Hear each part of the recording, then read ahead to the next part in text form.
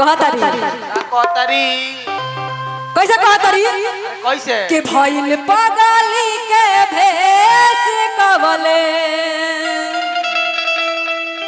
अरे रहब पिया पर दे कि देश छोड़ के तू आजा बला हो घर अपना तू आजा बला हो। ये बतिया कहतारी लग जाए के बाद कि भइल पगली के भेष कबले रहब पिया पर दे भइल पगली के भेष कबले रहब पिया पर दे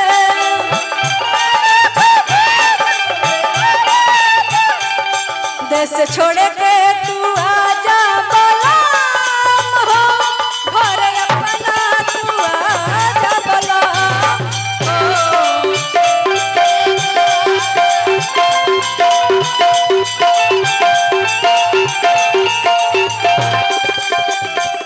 देश छोड़ के तू आजा बलाम हो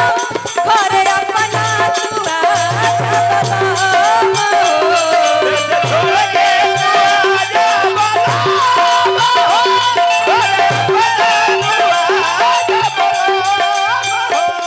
तू आजा परदेसी दुख कहीं का बेसी तू आजा बलम घर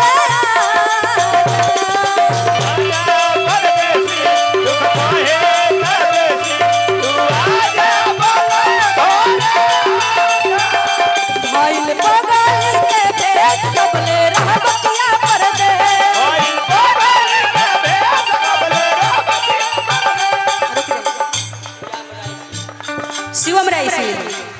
शिवम राइस मिल के तरफ से बहुत बहुत पुरस्कार। बोली भैया का बोली रवि कुमार चौहान पटना वाला अरे बाप रे बाप चले वो पटना वाला जी के तरफ से बहुत बहुत पुरस्कार मिला वहाँ के हमेशा नाम रोशन करत रही कमात हमात रही खुश रही।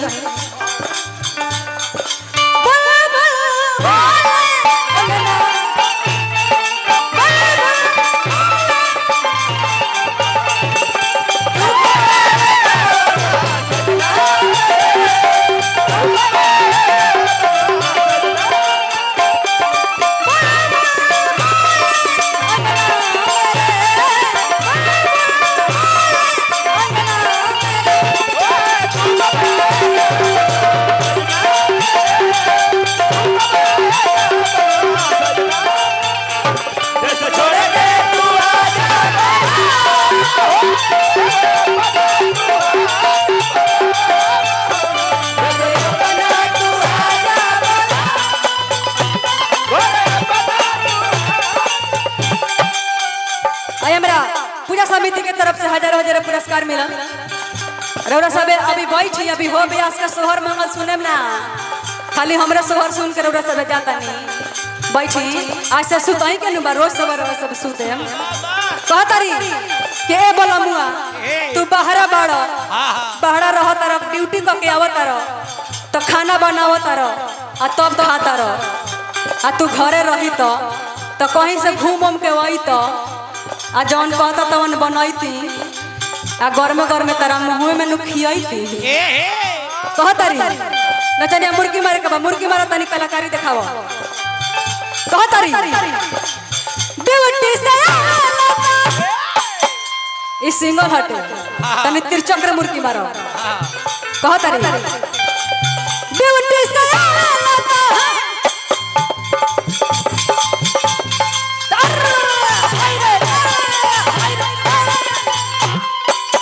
जाना चाहिए तारा कहियो गैस के बीमारी ना हो कहतारी ड्यूटी से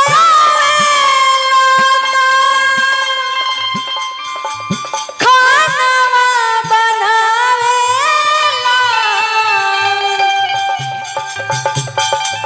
खा पी के सैया हमसे रोज बतियावे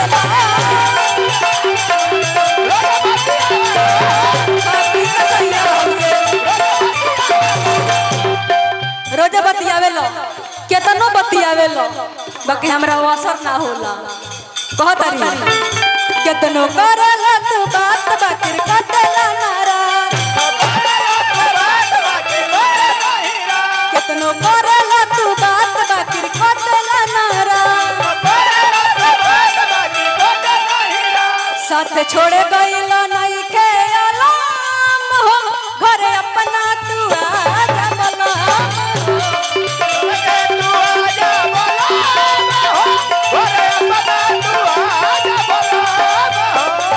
छोड़ के तू आजा बलम हो घरे अपना तू आजा बलम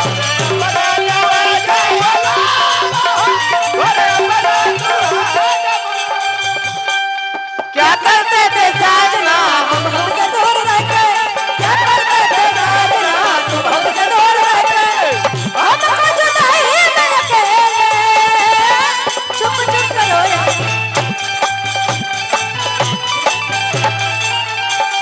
क्या बतलाए जाने हम तुमसे दूर रह के, क्या बतलाए जाने हम तुमसे दूर रह के,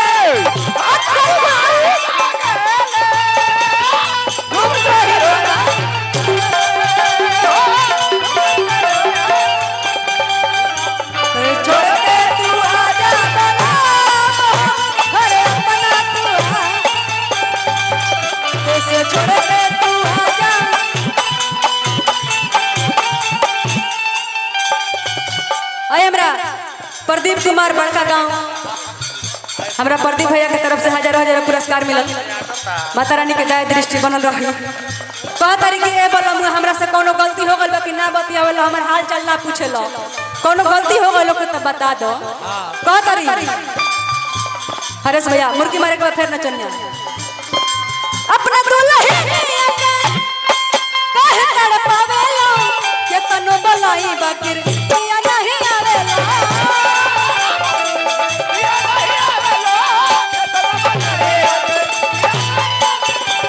अपना दुल्हनिया के काहे तड़पावेला के तनो बलाई बाकिर पिया नहीं आवेला,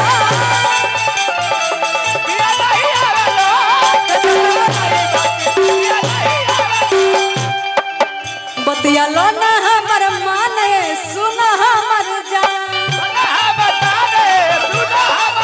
बतिया लो ना हमर माने सुना हमर जान, न तो हो जाई है